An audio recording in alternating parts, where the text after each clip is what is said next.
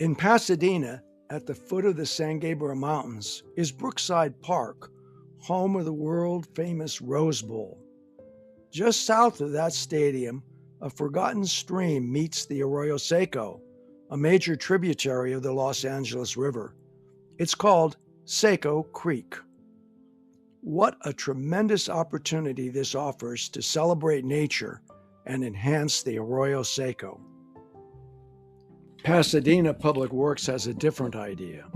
They propose the Brookside Stormwater Capture Program, which would divert Seco Creek into plumbing and underground facilities to improve water quality and groundwater recharge. That's a good idea, but they intend to bury the stream out of public view and use mechanical treatment rather than rely on the power of nature. Brookside Park is where the old Seco Creek, buried for many years, reaches the Arroyo Seco, which then flows to the Los Angeles River near downtown Los Angeles. The stream is not a nuisance, but part of a much larger watershed story. That's why the Brookside project should be planned as a watershed restoration opportunity, not just as a treatment facility under a parking lot.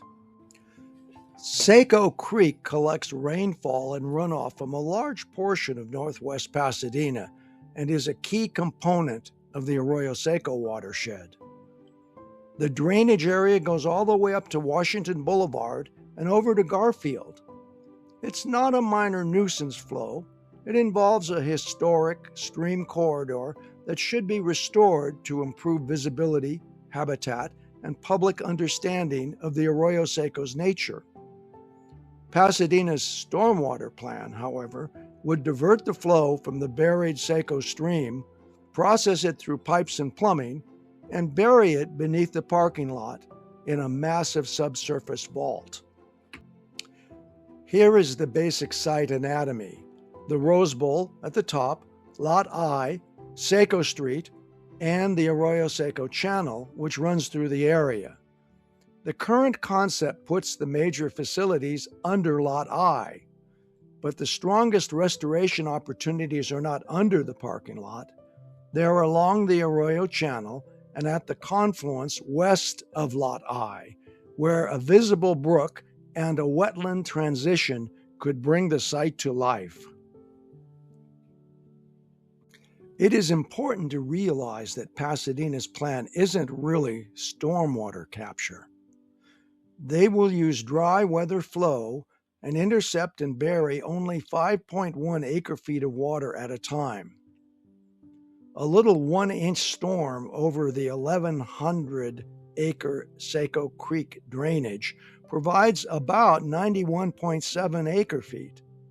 Even a half-inch storm provides about 45.8 acre-feet. Such a small volume for storage makes the framing issue impossible to ignore. Pasadena won't get much storage or flood protection. 20 years ago, Pasadena worked with Arroyo Seco stewards to implement an innovative Central Arroyo stream restoration project based in Brookside Park and along the Arroyo stream. The program included wetland water quality islands, trash capture, stream and habitat restoration. We even brought back the Arroyo chub, a native minnow, to the Arroyo Seco stream. Let's not retreat. In 2026, the first restoration step should be a low-flow brook south of the Rose Bowl. This does not have to be a large engineered channel. Even a modest, shallow, planted stream would completely change how the project and the Arroyo Seco watershed are understood. A visible brook would bring back the stream and the watershed back to life and turn buried infrastructure into a public landscape. Seco Creek is an ideal place to transform the Arroyo Seco watershed, restoring a living brook south of the Rose Bowl and the historic wetlands at the confluence with the Arroyo Seco, west of the proposed Lot I facility. The pipes and plumbing can be placed underground where necessary, but the public-facing landscape should be restorative and visible. Daylighting restores buried streams to open natural channels, reviving ecosystems, improving water management, and reconnecting people to their local waterways. Daylighting Seco Creek is more than just an infrastructure project.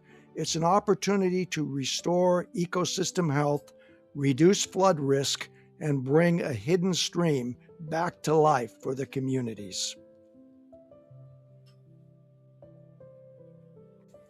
The confluence where Seco Creek joins the Arroyo Seco is a historic treasure that has supported birds, fish, insects, and native plants for hundreds of thousands of years. And the wildlife, including the native trout and steelhead, flourished.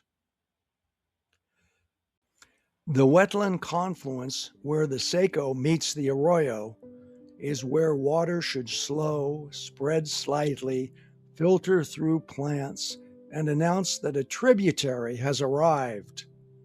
A restored confluence could include emergent wetland plants, native riparian shrubs, shallow habitat, and overlooks or interpretive viewpoints. That would give the project ecological meaning that parking lot improvements alone cannot provide. LA County's Stormwater program has provided preliminary funding for Pasadena's Brookside project. That program emphasizes nature-based projects that enhance biodiversity and are shaped by community engagement. Single-purpose programs like the one Pasadena is proposing are frowned upon. Water quality treatment and infiltration should support restoration, not replace it. With a nature-based approach, treatment, storage, infiltration, and maintenance access can still be placed underground or in a nearby site. But water awareness is vital in Southern California. On the surface, the public should experience a visible brook, wetland benches, shade, habitat, and interpretive space.